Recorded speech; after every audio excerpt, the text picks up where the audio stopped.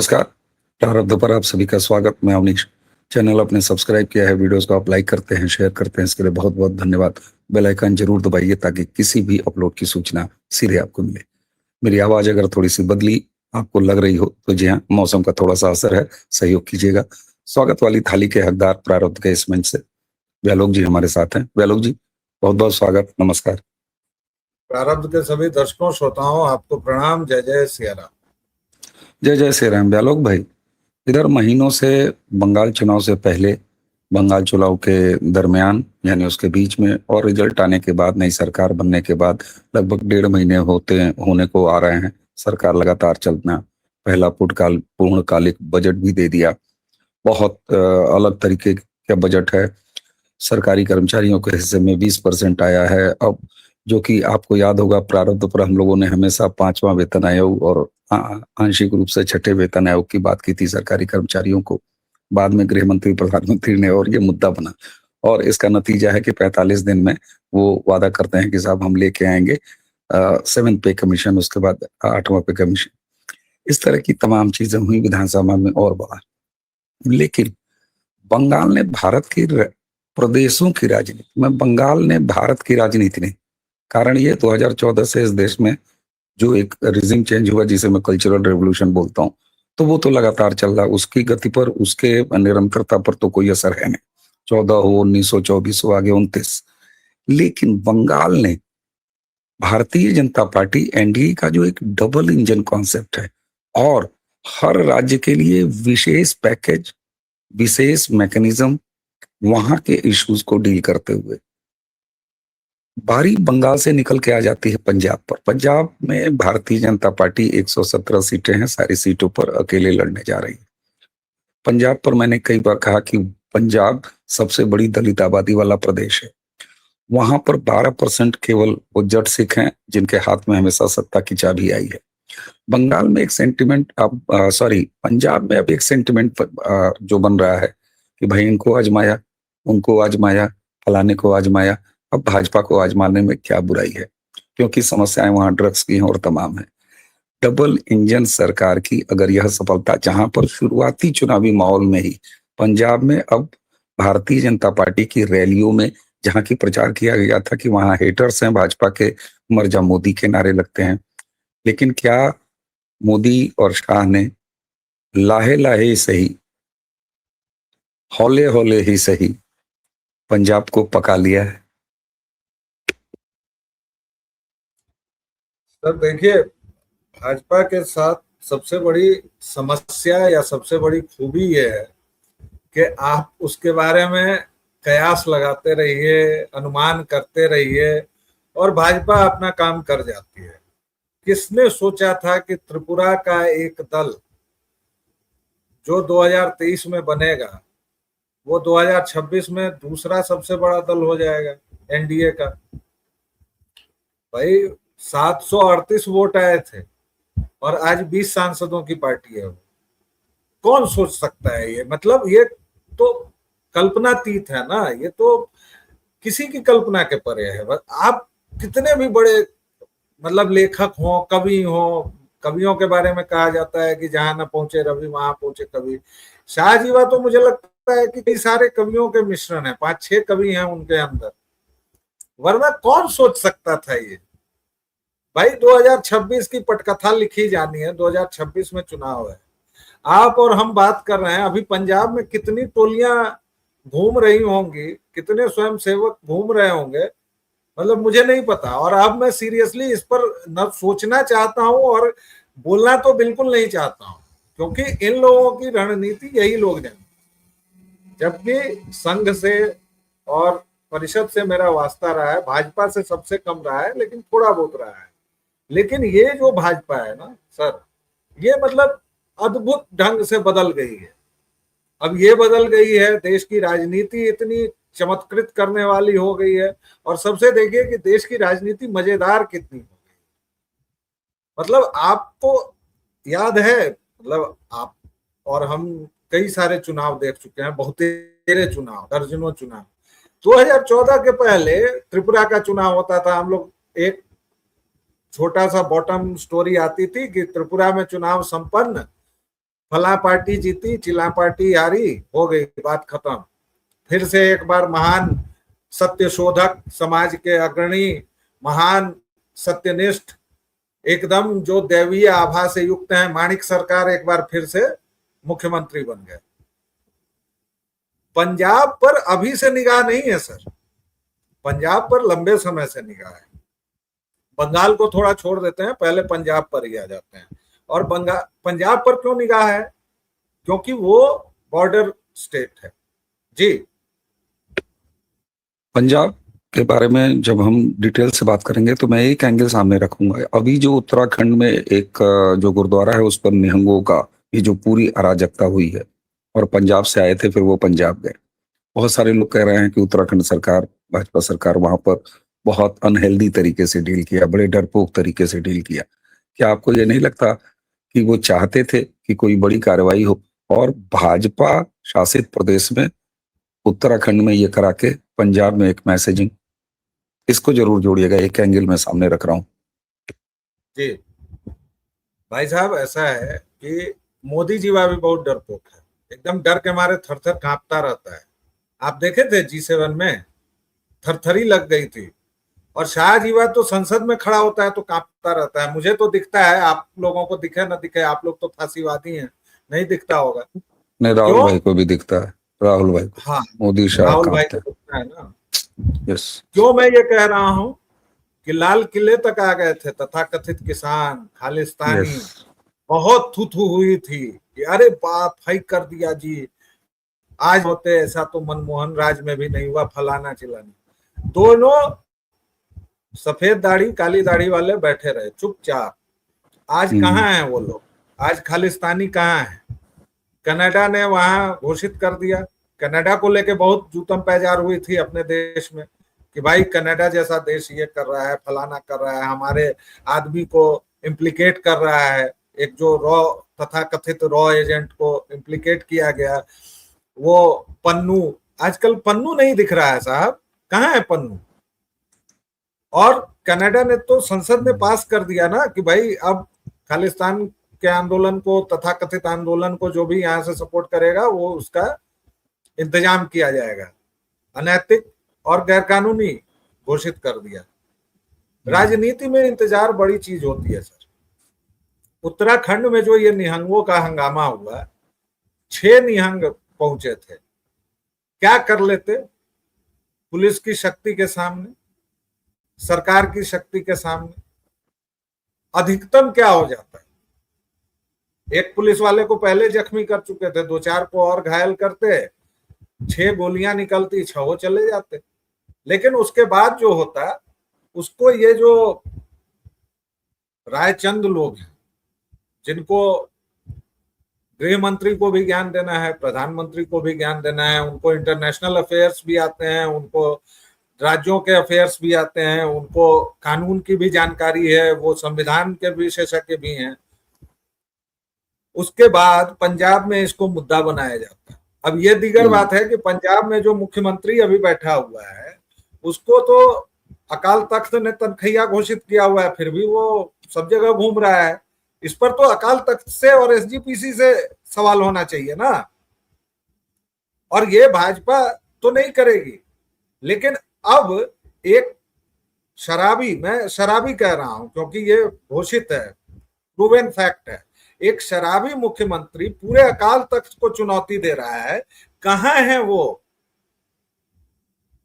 अपनी छाती चौड़ी करने वाले और तमाम तरह से गर्वीले वो सिख कहां हैं कि हमारे वीर जी, हमारे प्राजी, हमारी परंपराएं, हमारा ये कुछ चीजें हैं जो वो भी कार्रवाई होगी। अब मुझे इस सरकार से ये आशा रहती है कि हम लोग जो भी सोच रहे हैं ना, राष्ट्रवादी लोग, वो इनकी चिंताओं में शामिल है। आपकी हमारी कितनी चिंताएं, सोहरावर्दी लेन आपकी चिंता थी, एड्रेस हो गया। मुझे तो लगता है कि कहीं आपने चिट्ठी विट्ठी न लिखी हो अमित शाह जी को, मोटा भाई को, कि भाई साहब ये सब क्या हो रहा है। अब मेरी चिंता है वो मुजीबुर रहमान वाली मूर्ति, क्या पता किसी दिन रिप्लेस हो जाए। क्या पता बंग बंधु की उपाधि जो हम लोग आज तक देते आए हैं, पढ़ते आए हैं, मैं तो नहीं देता, लेकिन जब तक बचपन में थे तो बंग बंधु कहा जाता था ना। तो ये सरकार एड्रेस करती है सर। तथाकथित आढ़तियों किसानों के आंदोलन के समय हमने देखा था, उस समय भी हुआ था। अभी 3 दिन से तिलचट्टे जमा हैं जंतर मंतर पर, उसके बारे में भाई लोगों ने कहना शुरू कर दिया है, आने लगी है राय कि देखिए दूसरा शाहीन बाग बना रहे हैं ये तिलचट्टे। अरे भाई जंतर मंतर पर एक एक धरना 5-5 साल चलने का रिकॉर्ड है। यूपीएससी में भारतीय भाषाओं के लिए एक धरना था, वो मुझे याद है कि मैं जेएनयू में पढ़ता था, 6 साल या 7 साल या 8 साल चला था। वो डेजिग्नेटेड प्लेस है, एक वहां आपको शाहीन बाग यूपी क्या का बनाएंगे एक जी। आपको यूपी का पुराना किस्सा बताऊं, जो दर्शक पुराने लखनऊ से देख रहे होंगे या उत्तर प्रदेश से। कटोरी देवी एक बड़ा फेमस नाम था, विधानसभा के सामने धरना स्थल था, जहां पर इस समय विधायक निवास और आप कह लीजिए लोक भवन वगैरह बन गया है। तो वहां पर धरना ही होता था साहब। और कटोरी देवी 30-32 साल में झोपड़ी डाल के, और पूरे हजरतगंज में पूरे नेताजी जमातों में दारुसफा में बड़ी फेमस थी कटोरी देवी। वो पूरे परिवार के साथ भाई वहीं रही 30-32 साल, और बड़े आराम से पानी कनेक्शन बिजली उजली सब था उनके धरना स्थल पर। तो ऐसा भी होता रहा। अच्छा, एक चीज जरा वापस आते हैं पंजाब की राजनीति पर। पंजाब में ये जो निहंगों वाला अभी आपको उत्तराखंड में दिख रहा है, ये तो साफ पता चलता है कि जो वो जट सिख जो डोमिनेंट है, उनके तरफ से एक प्रयास है, या उसमें थोड़ा बहुत वो अलगाववादी तत्व भी हैं। मैं ये नहीं कह रहा हूँ कि ये निहंग पूरी तरह उनको रिप्रेजेंट कर रहे थे, लेकिन हरकतें वही हैं, अराजकता वाली हरकतें वही हैं। दूसरी तरफ पंजाब दलित में दलितों पर फोकस कर रही है बहुत सक्रियता से भारतीय जनता पार्टी। और पहली बार 177 की 77 सीटों पर नितिन नबी नबी वहां गए, लंबे एक उन्होंने लंबा चौड़ा वो दौरा किया, खूब सघन घूमे। कुछ पंजाब प्रदेश में आप देखिए प्रदेश अध्यक्ष को किस तरीके से, उसके बाद नवनीत बिट्टू को बिना घोषित किए एक फेस। तो ऐसा लग रहा है कि पंजाब में इन 12% के सामने इस मिथक को, जो हरियाणा में हम लोगों ने देखा था कि एक जात बनाम 36 जातियां, उनका इकट्ठा हो जाना। और हरियाणा की राजनीति बहुत ज्यादा असर डालती है पंजाब पर। और पंजाब के लोग अब ये देख रहे हैं कि हरियाणा में डबल इंजन सरकार, मैंने शुरुआत में ही कहा था कि वहां पर 3500 रुपया मिल रहा है, वहां पर फसल बीमा योजना मिल रही है, अभी बंगाल वो देख रहा है। तो क्या आपको लगता है कि बीजेपी ने जो एक जट डोमिनेंस था उसके सामने, वन के सामने बिल्कुल सारा समाज खड़ा किया है, जहां पर 40% दलित आबादी है भाई साहब, और हिंदू तो उसमें शामिल है गांव से शहर तक, और प्रवासी जो वहां बन चुके हैं, एसआईआर हो चुका है, एसआईआर के मामले भी हैं वहां पे।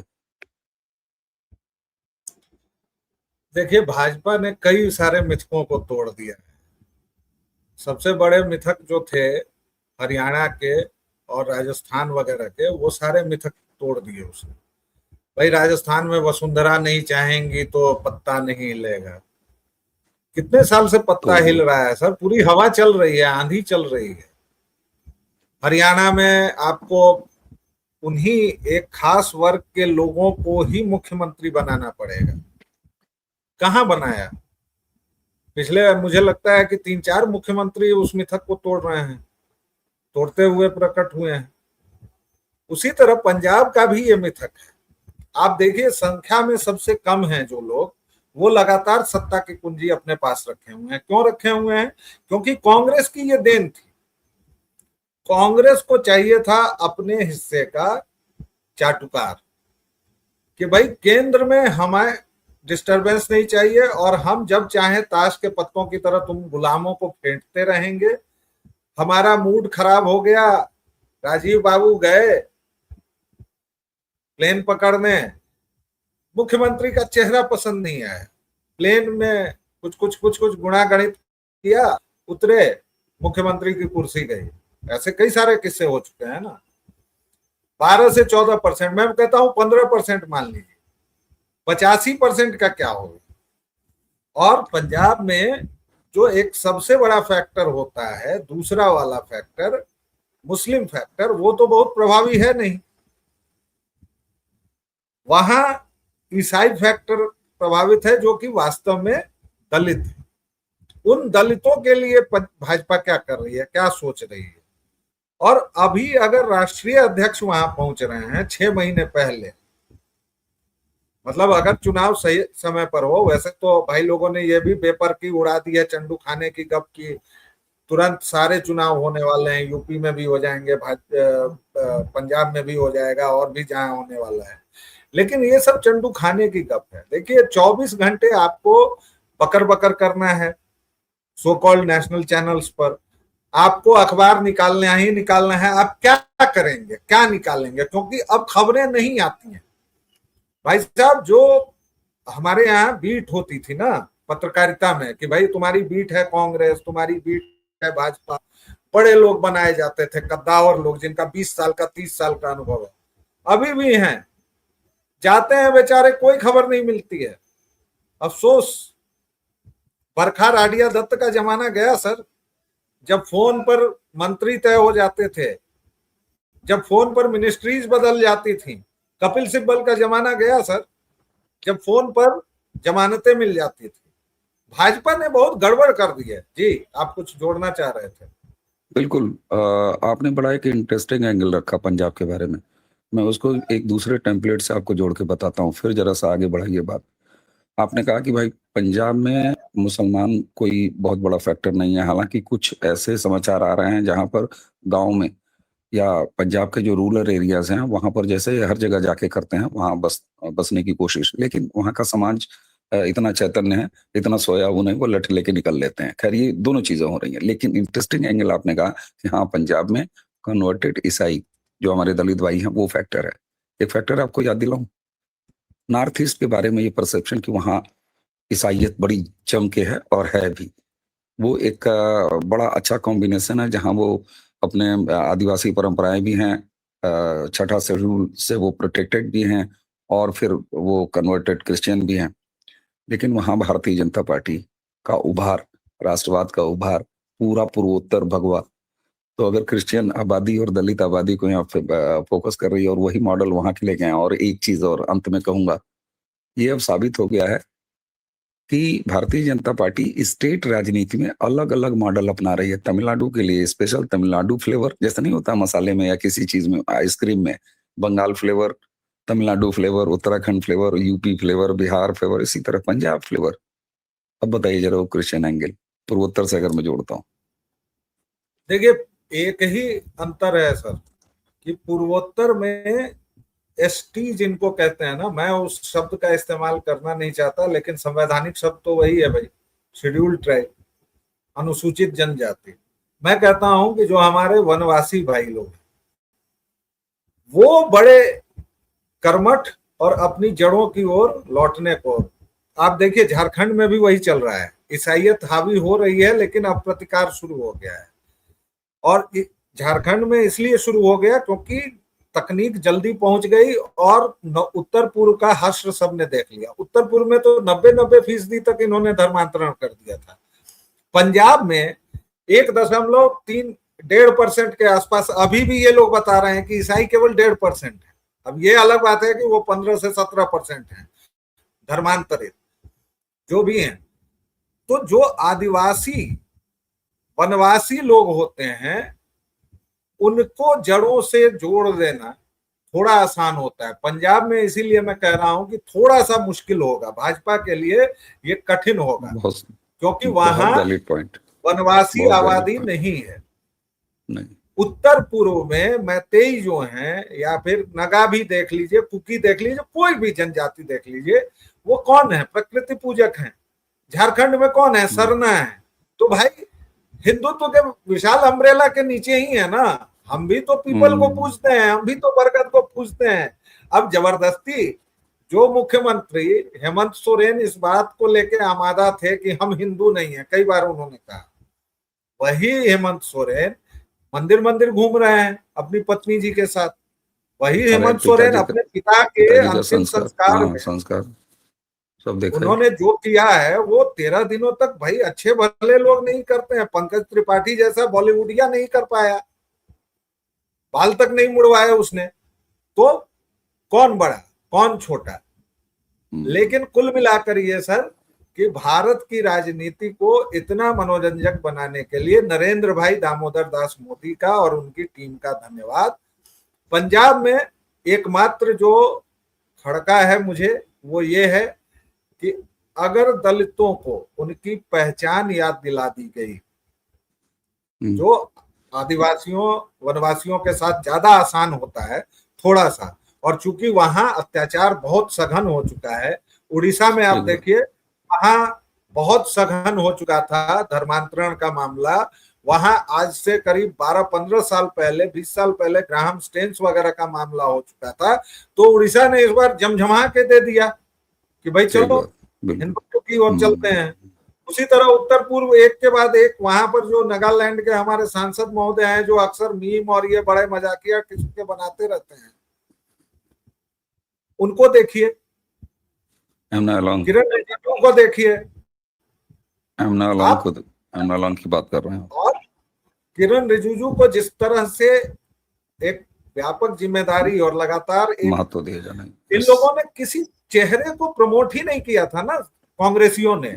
इनके लिए तो भाई सत्ता मतलब 3 चेहरे, पूरा देश मतलब 3 चेहरा, पूरा देश इनके खानदान की बपौती, और जो कामकाज के हैं तो वही 3-4 इनके जो चमचे नमूने होते थे। उत्तर पूर्व कहाँ गया, वो तो खत्म हो गया भाई। परनाना ने कहा कि हिंदू सन्यासी नहीं जा सकते, और ये जो राहुल विंची तक है वो तक उसकी माताजी के शासनकाल में तो अबाध और बेबाक धर्मांतरण का काम होता ही रहा वेटिकन के इशारे पर। तो कहने का मतलब ये है, अगर मैं कंक्लूड करना चाहूं, कि बंगाल के बाद पंजाब में मैं अमूमन वैसे भी भविष्यवाणी से बचता हूं, हालांकि मुझे बड़ा अच्छा लग रहा है, मैं अपनी पीठ खुद खुजा लेता हूं कि बिहार के बाद तो आप शुरू हो चुके हैं। ठीक रही है। तो पंजाब में मुझे लगता है कि शायद चमत्कार हो सकता है, हालांकि अभी बहुत समय है और वहां पर जो समीकरण बनेंगे बिगड़ेंगे, लेकिन भाजपा की जिस तरह से रणनीति चल रही है, जिस तरह से बिट्टू को धीरे से हटाया जा रहा है, पंजाब में उनको फोकस किया जा रहा है, और बिना यह बताए हुए, जैसे शुभेंदु अधिकारी को नहीं बताया गया कि भाई ये हमारे कैंडिडेट है, लेकिन सबको पता था कि वही कैंडिडेट है। उसी तरह से बिट्टू को नहीं बताया जा सकता है कि भाई वो हमारे कैंडिडेट हैं, लेकिन वो हो सकते हैं। तो पंजाब में शायद इस बार पासा पलट जाए और शायद इस बार कुछ चमत्कार हमें देखने को मिले।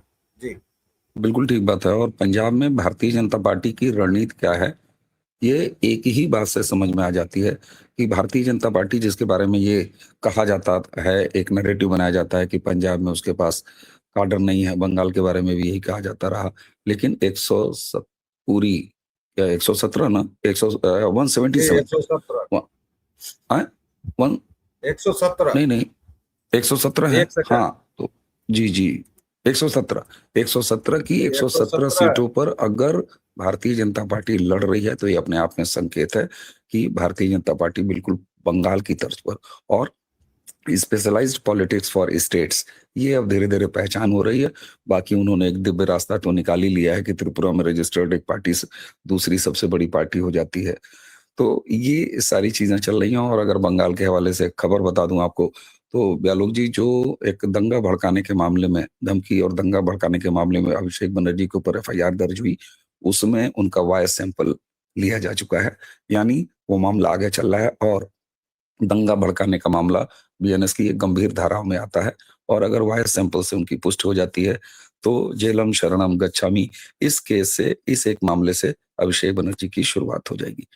दर्शकों, हमें उम्मीद है कि बंगाल के पैटर्न को देखते हुए, पूरी भारत की राजनीति और उसके साथ NDA भाजपा की राजनीति को देखते हुए पंजाब में ले जाके पंजाब मॉडल लागू करना, ये चर्चा आपको सार्थक लगी होगी। अगर सार्थक लगे तो वीडियो को आगे जरूर बढ़ाइएगा। चैनल को आपने सब्सक्राइब किया है, इसके लिए बहुत बहुत धन्यवाद। बेल आइकन जरूर दबाइए, और हाँ, हमें और व्यालोक जी को अब आज्ञा दीजिए। नमस्कार, प्रणाम, जय जय श्री राम। जय